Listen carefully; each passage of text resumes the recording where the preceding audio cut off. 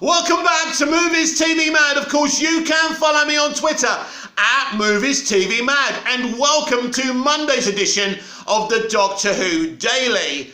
I write professionally, but I also write at home on my own for the fun of it, for my own entertainment's sake. I don't talk about that much. But I was kind of inspired by Russell T Davies to create my own seasons of Doctor Who. So there's one where the Doctor travels with a mother and a daughter. The daughter's got some kind of disease that's going to kill her. I didn't decide what disease, but it's one that couldn't be cured on Earth. And the Doctor makes an impossible promise he should never have made, that he, the mother and the daughter are going to travel, space and the universe and time to try and find a cure for the child. That was one idea I had.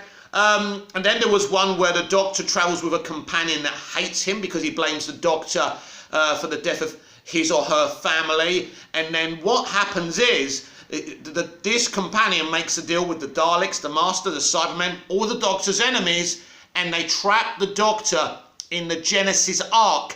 And that would be the season finale cliffhanger. So basically the Genesis Ark was introduced. Now, if the Genesis Ark was in the Classic Who era as well, the sphere that was introduced into the revival in season 2 Doomsday, then I apologise if it's from the Classic era, because I'm not that well versed with the Classic era. Yes, I was introduced to Doctor Who in the Peter Davison era, but I don't know Classic Who as well as I know the revival.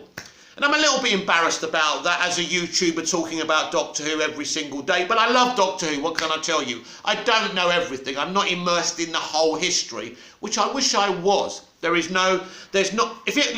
I had enough time in my day, I'd be reading Doctor Who novelisations, comics, I'd be listening to Big Finish, I'd be going through as much of Classic era Who as available, and I'd be rewatching the revival and Classic Who every single day. There's just not enough time to get immersed in everything. But isn't it a wonderful fucking universe for having all this stuff?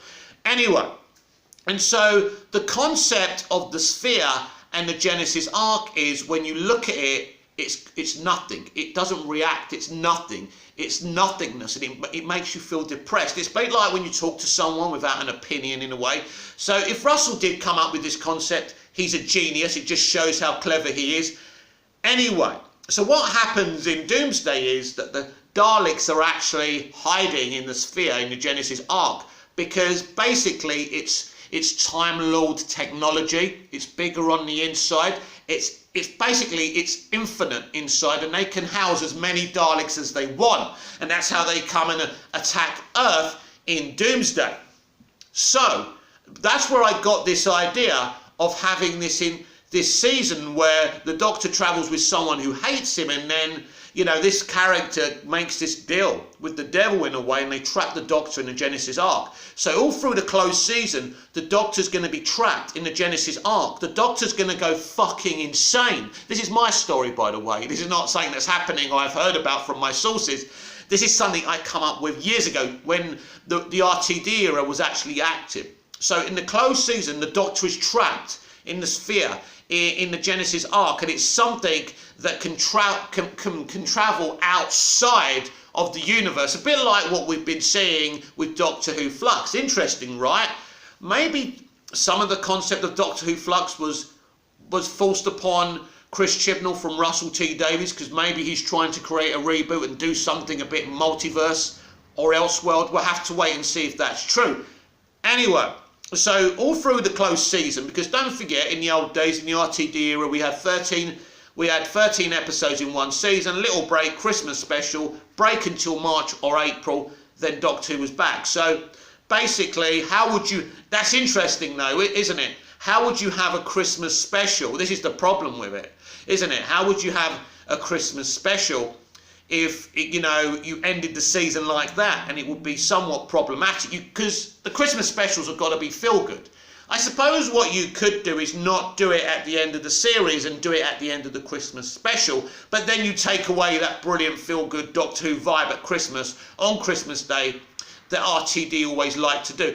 So I don't know how you do it, but anyway, because I would be the showrunner because that's the only way it would ever happen. Not that I can ever be the showrunner of Doctor Who. I'm not part of the little club who get to run Doctor Who.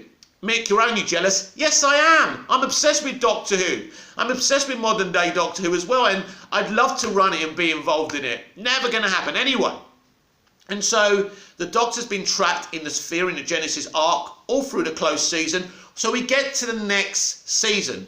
He's got a beard. He's gone absolutely fucking nuts, and we see and we have flashbacks to what he went through, what he's been through, the stuff he's imagined, the flashbacks he's had, lots of stuff. He's been trapped. There's been no escape for the Doctor for the entire closed season. And for him, so when you're in the sphere, in the Genesis arc, a minute can seem like 20 billion years, if you like. So he doesn't know how long he's been in there, right? So he's gone absolutely nuts. So first of all, how does one escape a Genesis arc? This is interesting because the Daleks were able to open it up. And now I can't remember how they opened it up. Did the Cybermen open it up for them? I don't know. So they had, I suppose maybe, someone would have to force the Daleks or someone, all these, all the Doctor's enemies to release the Doctor from his capture. And the only way that could happen, actually I've just come up with this idea, because I only come up with the idea of trapping him in there and what he goes through. And I never really thought about how you get him out of there. So picture this, the Doctor's been trapped all this time in the Genesis arc, but then there's a new threat, and the Master of the Daleks and the Cybermen actually need the Doctor, so they release him from the Genesis arc, but the Doctor is in no fit state and has to be convinced to fight again, to be the Doctor. He's absolute nuts. He's gone absolute nuts. So this is not the Doctor we know and love. And really, when I think about which Doctor this was, it was David Tennant. Because that's where my imagination was back then. Because as I say, I did all this during the RTD era. So he's been let out to save the day, but he's in no fit state to save anyone, not even himself. Now, obviously, he has to find the stuff to evolve again, and then obviously reunite with the companion who betrayed him, who has to admit that they made a terrible mistake, and then they would become friends, and then the Doctor has to decide whether to forgive this person or not.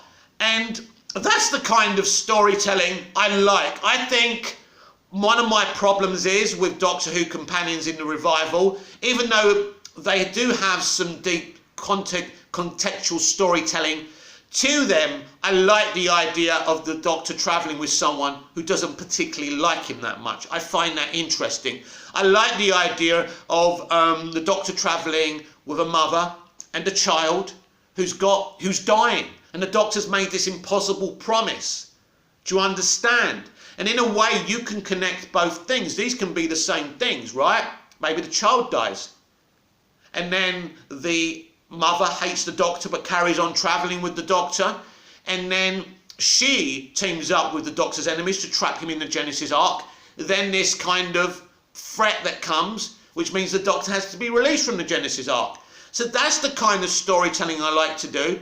I like to think, you see, what it is, what's good about this from my point of view, I'm not saying I'm a genius or anything, it's both kind of epic, but it's also emotional, because the Doctor's made an impossible promise to a little girl.